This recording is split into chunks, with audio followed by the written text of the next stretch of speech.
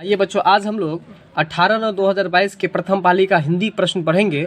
जैसा कि आप पहला प्रश्न देख रहे हैं, स्वर संधि का उदाहरण है। क्या है प्रश्न, बोलिएगा। स्वर संधि का उदाहरण है। जी हाँ, तो स्वर संधि का उदाहरण आपको बताना है, शब्द को तोड़ करके आपको बताना है। ये पहले भी हम बैक क्लास में पढ़े थे, ठीक है। तो ये जो स्वर संधि का उदाहरण है, जैसे कि आपको विद्यालय जो है वो आपको स्वर संधि का उदाहरण है। और हम बताए थे आपको विद्यालय में विद्या जो आलय है, विद्या में आपको आ आता है और आलय भी आ आता है, तो दोनों तो स्वर ही हो गया। तो स्वर में जब स्वर मिलेगा तो स्वर संधि ही होगा ना, तो इसलिए स्वर संधि का उदाहरण क्या है? विद्यालय। विद्यालय है। अगला प्रश्न है आपका रूपक अलंकार से संबंधित। रूपक अलंकार के बारे में पहले आप लोग बताइए, इसका ट्रिक क्या है। चलिए तो बताइए कि रूपक अलंकार के बारे में अगर हम बात करें तो रूपक अलंकार का क्या ट्रिक बताए थे आपको कि उसमें योजक चिन्ह होना चाहिए, अर्थात डैश होना चाहिए, और सासे शीश नहीं होना चाहिए। रूपक अलंकार के बारे में बताए थे कि योजक चिन्ह रहे और सासे चिन्ह यदि नहीं रहे तो वो आपको कौन सा अलंकार हो जाएगा? रूपक अलंकार। रूपक अलंकार हो जाएगा। तो इसलिए ऑप्शन ए जो है यहाँ पर आपको गलत है, उसको आप लोग काट करके ऑप्शन बी कर लीजिएगा, ठीक है। क्योंकि यहाँ देखिए योजक चिन्ह है और सासे सी भी नहीं है, इसलिए आप याद रखिएगा कि रूपक अलंकार का जो उदाहरण है क्या है? चारु चंद्र की चंचल किरणें खेल रही थी जलथल में।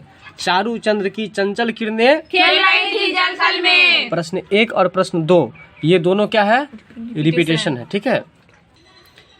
अगला है 3 बेर खाती थी वे 3 बेर खाती है में कौन सा अलंकार है? यमक अलंकार। चलिए अब यहाँ पर इस प्रश्न को आप लोग ध्यान देंगे। यहाँ लिखा है 3 बेर खाती थी वे 3 बेर खाती है, तो कहने का मतलब 3 बेर खाती थी। यहाँ पर पहला ये जो सबसे पहले आप लोग ध्यान दीजिए, 3 बेर का रिपीटेशन हो रहा है। तो 3 बेर एक शब्द है ना, 3 और बेर शब्द है, तो शब्द का रिपीटेशन हो रहा है।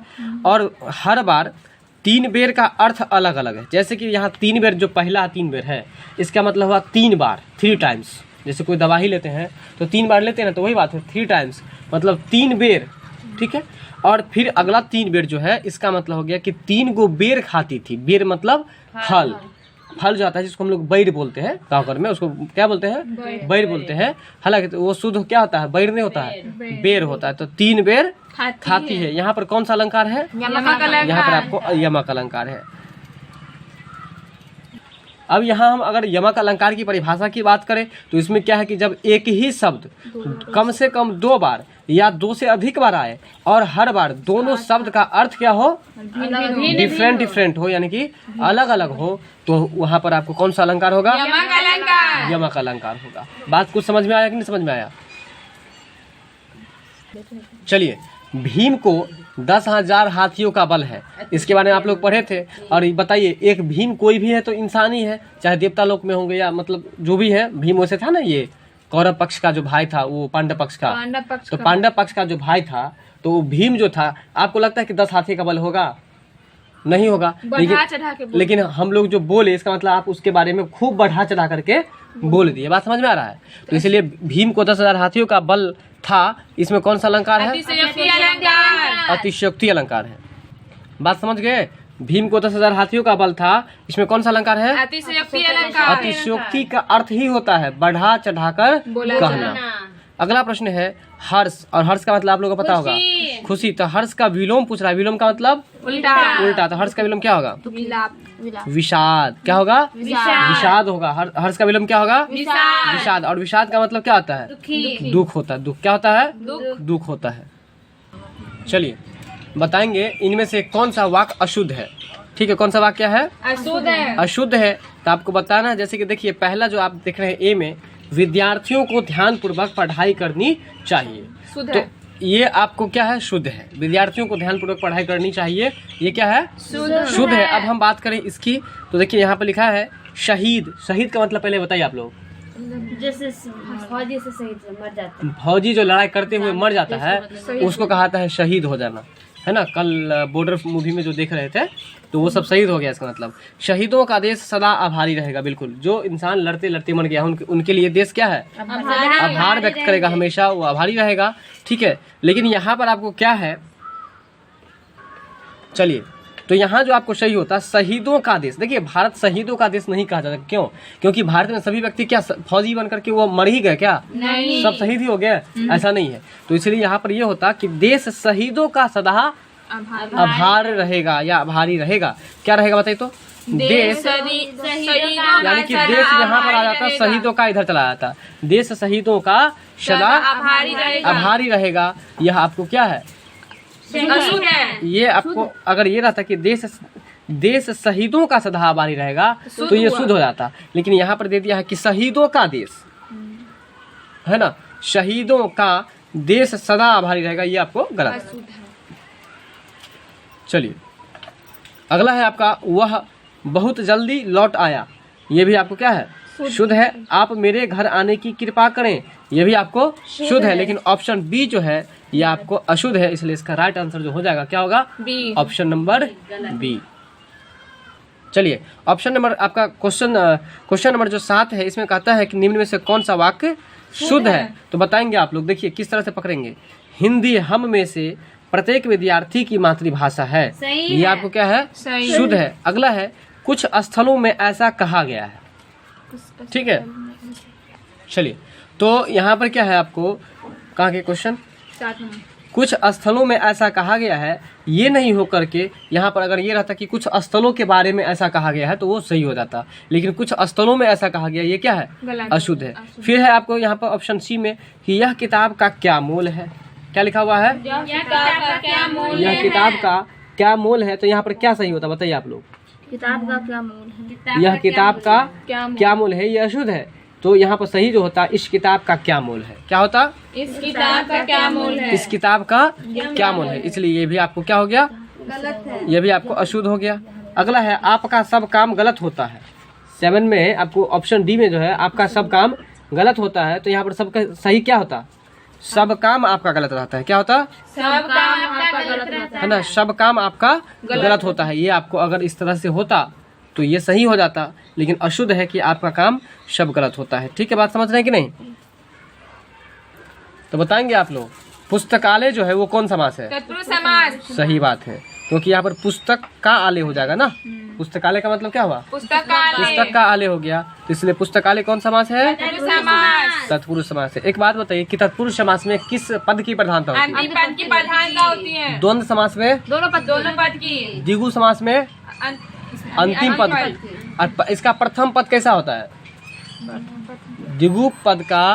द्विगु समास का प्रथम पद जो होता है वो संख्यावाचक होता है, नहीं होता है। अच्छा बताइए कर्मधारय का क्या होता है, अंतिम पद प्रधान होता है। ठीक है, चलिए अगला प्रश्न है आपको, गाल बजाना क्या है, गाल बजाना, और गाल बजाना इस मुहावरे का अर्थ क्या होगा बताइए, डिंग हाँकना। गाल बजाना मुहावरे का अर्थ क्या होगा, डिंग हाँकना। इसको तो आपको याद रखना पड़ेगा 9 नंबर प्रश्न को। चलिए शब्द को सुनकर जो हम समझते हैं वह क्या है, ये आपको पता होगा। सही बात है, अगर कोई भी बात कोई बोले तो आप मतलब जो है सो क्या करते हैं कि जब नहीं सुनते तो आप समझ में नहीं करते तो फिर क्या करते हैं, हाँ, तो बस ये समझ लीजिए। इसलिए शब्द को सुनकर हम जो समझते हैं वह क्या है, अर्थ, है ना, समझ में आया कि नहीं बात। शब्द को सुनकर जो हम समझते हैं उसको वो क्या है, तो वो आपको अर्थ है। चलिए ध्यान दीजिए, आपका 11 नंबर प्रश्न जो है जगन, और जगन में बताइए कितने लघु और कितने गुरु होते हैं, 2 लघु 1 गुरु होते हैं। सीरियल वाइज बताएंगे ना। लघु बीच में गुरु। देखिए ये जगन है, और जगन का मतलब समझ लीजिए कि रात बिरात आप जाग गए। जब आप जाग गए तो आपके घर में चोरी हो रहा था, है ना, जाग गए तो क्या करेंगे, दोनों ओर से लाठी लगा देंगे और उसको जाम कर देंगे, और फिर वो फंस जाएगा टेढ़ा जाल में। कौन फंस जाएगा, चोर। इसलिए जगन का जो आपको याद रखने का ट्रिक है क्या है कि उसमें 2 लघु और 1 गुरु होता है, लेकिन सीरियल से बोलना है आपको, पहले लघु फिर गुरु फिर लघु, किसमें, जगन में। जगन में। चलिए आपका 12 नंबर प्रश्न है, कौन सा वाक्य अशुद्ध है। देखिए ऑप्शन ए में है विनय का दम घुट रहा है, ये भी प्रश्न क्या है, रिपीट है, विनय का दम घुट रहा है, ये सही है। ठीक है, चलिए अगला है रवि अपना दोष दूसरों पर मढ़ता है, ये भी सही है। आतंकियों ने हथियार डाल दिया, ये भी क्या है, सही है। रानी पर कोई रंग न पड़ा, बताइए ये अशुद्ध है और किस तरह से अशुद्ध है बताइए। रानी पर रंग नहीं, देखिए यहाँ पर इसका ये सही होता कि कोई रंग, है ना, रानी पर न पड़ा। क्या बताए हम, कोई 1 नंबर पर ये होता, 2 नंबर पर ये होता, 3 नंबर पर ये होता, यानी कि कोई रंग रानी पर न पड़ा, ये आपको होता इसका सही। जबकि अभी जो है रानी पर कोई रंग नहीं पड़ा, ये आपको क्या है, अशुद्ध है। क्या है, अशुद्ध है। अब आपका अगला प्रश्न है, गोपी पद पंकज पावन की रजजा में सिर भीजे, ठीक है ना, में कौन सा अलंकार है? अनुप्रास और रूपक अलंकार। अनुप्रास और रूपक अलंकार। अलंकार। रूपक अलंकार भी। देखिए पद पंकज है तो प से प रिपीटेशन हो रहा है बार बार, जी, ठीक है, और इसके साथ साथ तो ये अगर ये हो गया अनुप्रास हो गया, योजक चिन्ह। और रूप यहाँ पर आपको योजक चिन्ह भी है पद पंकज में, आगे कहीं पर सासे सी भी नहीं है। अब आप यहाँ पर जो है कौन सा अलंकार है तो इसको देख के सासे सी नहीं मान लीजिएगा, क्योंकि ये आपको अश्लोके भर देखना है। तो अश्लोक कितना है? गोपी से लेकर के भीजे तक है। ये जो क्वेश्चन में कौन सा है तो ये मान लेते हैं क्या, जो ये आपको डैश है। नहीं समझ में आया? आप अश्लोक में ही केवल देखेंगे तो यहाँ पर अश्लोक जो है गोपी पद पंकज पावन की रज जाम में सिर भीज, देखिए दोनों अश्लोक जो होगा वो पूर्ण विराम वहाँ पर खत्म हो गया होगा, या इन्वर्टर कॉमा बंद होगा। देखिए इन्वर्टर कॉमा बंद है, इसका मतलब इतना ही दूर में आपको जो देखना है सो देखना है। ये जो कौन सा अलंकार है तो प्रश्न हो गया आपका। नहीं समझ में आया बात आपको? तो बताइए गोपी पद पंकज पावन की रज माजे सिर भीजे कौन सा अलंकार है? अनुप्रास और रूपक अलंकार। अनुप्रास का पहचान क्या है? वर्ण का भी रिपीटेशन। रूपक का पहचान क्या है? योजक चिन्ह और सासे सी सासे सी नहीं होना चाहिए।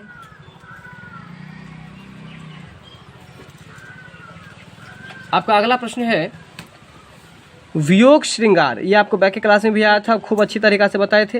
वियोग श्रृंगार का दूसरा नाम जो है विप्रलंभ। क्या बोलिएगा? विप्रलंभ श्रृंगार, यानी कि वी से वियोग है, ठीक है, आप देख पा रहे हैं। वी से क्या है? वियोग है, और वी से क्या है? विप्रलंभ। क्या है? बोलिए। विप्रलंभ श्रृंगार है। बात को समझ में आ रहा है कि नहीं आ रहा है? चलिए अब आपका अगला प्रश्न है, जरा ध्यान दीजिएगा प्रश्न पर, ठीक है। वाह मुख की मधुराई, क्या लिखा है? वाह मुख की मधुराई, है ना, कहा कहो मीठी लगे अखियन लुनाई। अब जरा ध्यान दीजिए यहाँ पर क्या लिखा हुआ है? वाह मुख की मधुराई कहा कहो मीठी लगे अखियन लुनाई। इस पंक्ति में कौन सा अलंकार है? तो यहाँ पर आपको विरोधाभास अलंकार है। कौन सा अलंकार है? चलिए ये थोड़ा टेबल प्रश्न है, और इसको आप लोग 2 बार पढ़ करके इसको छोड़ दीजिएगा। बात समझ में आ रहा है? चलिए चलते हैं आगे। पदबंध के बारे में आप पहले से पढ़े कि नहीं, पहले ये बता दीजिए। बताइए पदबंध में कोई ट्रिक बताए थे? प से पदबंध, आप से 5 बताए थे, ठीक है यहाँ तक। तो बताइए पदबंध के कितने भेद हैं? 5 भेद है। ट्रिक बताए थे आपको हम, प से पदबंध और प से 5 है। अब आपका अगला प्रश्न है निम्न में से कौन सा वाक्य शुद्ध है? क्या है? निम्न में से कौन सा वाक्य शुद्ध है? तो बताइए यहाँ पर प्रश्न है आपका ए में, ऑप्शन ए में क्या है? यहाँ बहुत से लोग बेहाल दशा में पड़े हैं। क्या लिखा हुआ है? यहाँ बहुत से लोग बेहाल दशा में पड़े हैं। चलिए इसका सही हो जाएगा यहाँ बहुत से लोग बेहाल पड़े हैं। बेहाल दशा में नहीं, क्योंकि देखिए हम एक बात बता रहे हैं, बेहाल का मतलब क्या हो पहले ये बताइए। बिल्कुल परेशानी। तो जब बेहाल है तो इसका मतलब, जब बेहाल का मतलब ही हो गया कि खराब स्थिति में, खराब दशा में, तो इसलिए बेहाल पड़े हैं तो दशा लगाने की कोई जरूरत नहीं है। जब बेहाल लगेगा तो दशा नहीं लगेगा। अगर बेहाल नहीं रहता तो ये हम बोल सकते थे कि बुरी स्थिति में, बुरा दशा में पड़े हुए हैं। बात समझ में आया कि नहीं? तो बताइए यहाँ बहुत से लोग बेहाल दशा में पड़े हैं। यहाँ ये क्या है? शुद्ध है कि अशुद्ध है? अशुद्ध है। ये अशुद्ध है। अब हम चलते हैं ऑप्शन बी पर। यदि बात करते हैं, मैं तुम्हें अच्छी अच्छी बातें बता दूंगा, ये आपको क्या है? शुद्ध है। ये शुद्ध है। अगला है बहन भी सोती नींद से जाग पड़ी। बताइए बहन भी नींद से जाग पड़ी। नहीं, बहन भी पहले अशुद्ध पढ़िए। बहन भी सोती नींद से जाग पड़ी। अब इसका जो शुद्ध होगा, बहन भी नींद से जाग पड़ी, इसका शुद्ध क्या होगा? बहन भी से जाग पड़ी। हाँ देखिए, बहन भी जब सोई रहेगी तभी तो जागेगी। बात समझ में आ रहा है कि नहीं? सोई रहेगी तभी तो जागेगी, इसलिए सोना यहाँ पर नहीं लगाना है। बहन भी नींद से जाग पड़ी मतलब पहले नींद में थी तो सोई थी ना, तो यहाँ पर सोने की लगाने की जरूरत क्या है? देखिए थोड़ा इसी सबको ध्यान दीजिए, थोड़ा आप आँख पोछ लीजिए, ध्यान दीजिए। हम क्या होता है, जब नींद लगा ही हुआ है तो सोने लगाने की क्या जरूरत है कि नहीं? तो बहन भी नींद से जाग पड़ी, बात खत्म है। ठीक है, अगला है आपका ऑप्शन डी में, तमाम देश भर में यह बात फैल गई। तमाम देश भर में यह बात फैल गई। अब इसका सही क्या होगा बताइए आप लोग? इसका सही होगा तमाम देश में यह बात फैल गई। तमाम देश में यह बात फैल गई। तमाम देश भर में लगाने की कोई जरूरत नहीं है। बात समझे कि नहीं? तमाम देश भर में लगाने की जरूरत नहीं, क्योंकि तमाम देश जब बोल दिए तो सारा देश आ गया ना, उसमें लगभग में बहुत सारा देश आ गया तमाम देश में, तो तमाम देश भर नहीं बोलना है। तमाम देश में यह बात फैल गई, यहाँ पर ये बात होता तो ये शुद्ध होता, लेकिन क्या है कि देश भर जो लगा दिया है, भर के कारण से ये क्या हो गया, गड़बड़ हो गया। आप लोग कि पक्षी उड़ रहे हैं, वर्तमान काल। अच्छा, पक्षी उड़ रही थी, नहीं, भूतकाल। पक्षी उड़ेंगे, ये तो क्लियर हो गया। अब आप लोगों को एक दिन टेंस के बारे में ये बताना है, सामान्य भूत है ना, पूर्ण भूतकाल, अपूर्ण भूतकाल, ये भी पूछ देता है कभी कभी। हाँ, मतलब सामान्य भूतकाल ऐसे करके, आसन्न भूतकाल ये भी पूछ देता है। तो पक्षी उड़ रहे हैं किस काल का उदाहरण है? वर्तमान काल का अंग्रेजी क्या होता है? Present tense. क्या होता है? Present tense. अगला है कि स्वर संधि का उदाहरण है, ये भी पढ़े हैं आप लोग, रत्नाकर पढ़े थे कि नहीं पढ़े थे? ये रिपीटेशन है। इसके बाद अगला प्रश्न है आपका, चलिए तो बताएंगे आप लोग कि यज्ञशाला कौन सा समास है? जी, यानी यज्ञशाला का मतलब बताइए तो आप लोग क्या होता है? देखिए, प्रीवियस क्वेश्चन को महत्वपूर्ण माना जाता है और प्रीवियस पर हम कुछ और भी एक्स्ट्रा नॉलेज देते हैं आप लोगों को। क्या पता है कि एक्स्ट्रा नॉलेज वाला मिल जाए, ये क्वेश्चन सेम नहीं मिले, इसलिए बताइए यज्ञशाला का मतलब क्या होगा? यज्ञ करने वाला स्थान है। शाला, यज्ञ करने वाला शाला, यानी कि यज्ञ करने वाला घर। शाला मतलब घर, शाला मतलब घर। ठीक है, तो याद रखिएगा, तो यज्ञशाला है, तालम स्व रहेगा तो वहाँ पर आपको घर हो जाएगा, दंत स्व रहेगा तो शाला। शाला किसको तब कहेंगे हम? हाँ, पत्नी के भाई को। ठीक है, तो याद रखिएगा यज्ञशाला कौन सा समास है? तो आपको तत्पुरुष समास है। इसके बाद अगला है, किस छंद के, जरा ध्यान दीजिए, किस छंद के प्रत्येक चरण में दो तगन, क्या है? दो तगन, एक जगन और दो गुरु होते हैं। ये आपके लिए एक नया प्रश्न आया है, ठीक है ना? किस छंद के प्रत्येक चरण में दो तगन, एक जगन और दो गुरु वर्ण आते हैं। ठीक है, तो यहाँ पर आप याद रखिएगा इंद्रावर्जा में, किसमें? इंद्रावर्जा। किस छंद के प्रत्येक चरण में दो तगन, क्या क्या है सब ध्यान कर लीजिए थोड़ा।